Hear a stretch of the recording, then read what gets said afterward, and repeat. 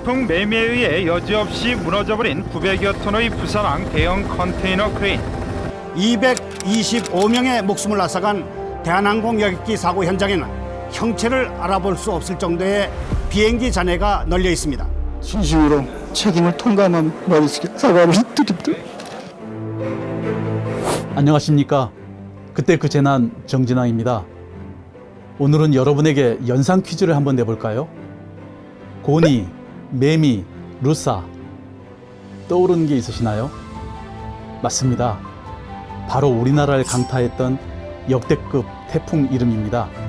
월드컵에 뜨거운 열기가 가득했던 지난 2002년 태풍 루사가 우리나라를 찾아왔습니다. 태풍은 북태평양 서쪽 부근에서 해마다 30개 정도가 발생하고 그중 서너 개 정도가 우리나라에 영향을 주는데요. 지난 2002년 8월 말 괌 동북쪽 약 1800km 떨어진 해상에서 생성된 루사는 우리나라 남해안에 상륙해 내륙을 관통하면서 역대급 피해를 남겼습니다. 특히 태풍 루사는 1904년 기상관측을 시작한 이래 최고 일일 강수량 870.5mm를 강릉 지역에 퍼부었고 5조 1479억 원의 천문학적 재산 피해를 입혔습니다. 뿐만 아니라 213명의 사망자와 33명의 실종자까지 발생해 인명피해도 심각했는데요. 특히 동해안 지역의 피해가 컸습니다. 태풍 루사가 한반도에 상륙했을 당시엔 최대 순간 풍속은 초당 39.7m 정도로 태풍의 강도는 중간 정도였습니다. 그런데 한반도 동서로 펼쳐진 북태평양 고기압을 따라 동쪽으로 빨리 이동하는 보통의 태풍들과는 달리 한반도를 계속해서 관통했고 특히 북쪽의 차가운 공기와 태풍이 가져온 더운 공기가 만나면서 많은 비를 퍼붓게 됐습니다. 예상보다 피해가 커졌던 것이죠. 자연이 던진 물폭탄에 집이 무너져 내리고 농경지가 물에 잠겼으며 도로와 전기, 통신 등 생활 기반 시설이 마비되면서 삶의 터전을 잃은 이재민만 전국적으로 8만 명이 넘었는데요. 전국에서 수해 복구를 돕겠다고 나선 자원봉사자의 숫자는 약 42만 명. 이웃의 어려움을 함께 극복하는데 힘을 보탠 도움의 손길은 상처받은 이재민들의 지친 몸과 마음에 큰 위로가 됐습니다. 우리나라 재해관리는 태풍 루사 발생 전과 후로 달라지는데요. 특별 재해지역을 신설, 정부가 보다 광범위하게 재해지역을 지정하고 적극적인 피해 지원을 할 수 있게 됐습니다. 태풍 루사의 상처가 채 아물기도 전인 2003년 9월에 반갑지 않은 손님이 또 찾아오는데요. 한반도에 가장 막대한 피해를 입히며 모든 태풍의 기록을 갈아치운 매미는 추석 무렵인 가을철에 발생했습니다. 매미의 최대 순간 풍속은 초속 60m, 이로 인한 사상자 130명, 재산 피해액은 무려 4조 2225억 원에 달했고요. 특히 부산항의 골리앗 크레인까지 무너뜨린 괴력을 보였습니다. 특히 매미는 여름 태풍보다 가을 태풍이 더 무섭다는 말을 제대로 보여줬는데요. 태풍 발생 시기가 여름이냐 가을이냐를 구분하는 것이 의미가 없어질 정도가 됐습니다. 태풍이 큰 피해를 끼친 경우 앞으로 이와 유사한 피해가 일어나지 않기를 바라는 의미에서 해당하는 태풍의 이름을 폐기시키고 다른 이름으로 변경하기도 하는데요. 그래서 2003년 루사는 누리로, 2004년 매미는 무지개로 개명을 하게 됐습니다.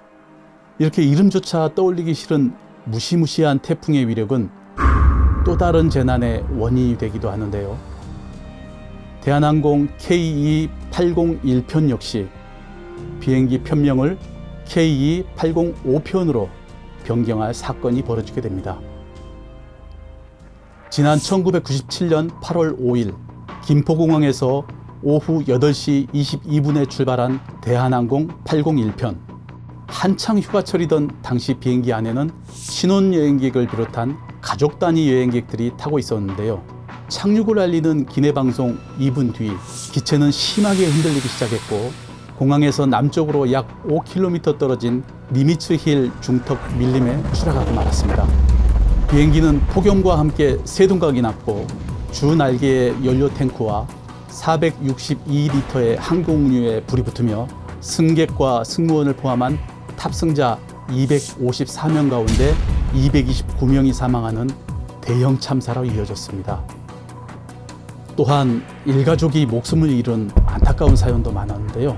당시 대한항공의 괌 지점장은 이 사고로 아내와 아들을 잃고 딸만 살아남은 상황임에도 불구하고 밤새도록 사고 수습을 해야 했는데요. 본인도 유족이지만 애써 침착함을 보이며 다른 유족들에게 죄송하다는 인터뷰를 하다 끝내 울음을 터뜨리기도 했습니다. 진심으로 책임을 통감하며 머릿속에 사과를 드립니다. 그렇다면 그날 새벽 대한항공 801편은 왜 공항에 착륙하지 못했을까요? 당시 괌에는 태풍 티나의 영향으로 폭우가 쏟아지고 시계가 좋지 않았다고 하는데요.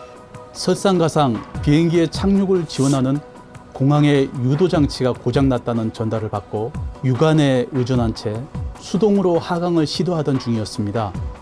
그 순간 고장났다고 통보받았던 유도장치가 갑자기 작동을 했는데요. 그러나 그 신호는 유도장치의 오작동으로 인한 잘못된 신호였습니다.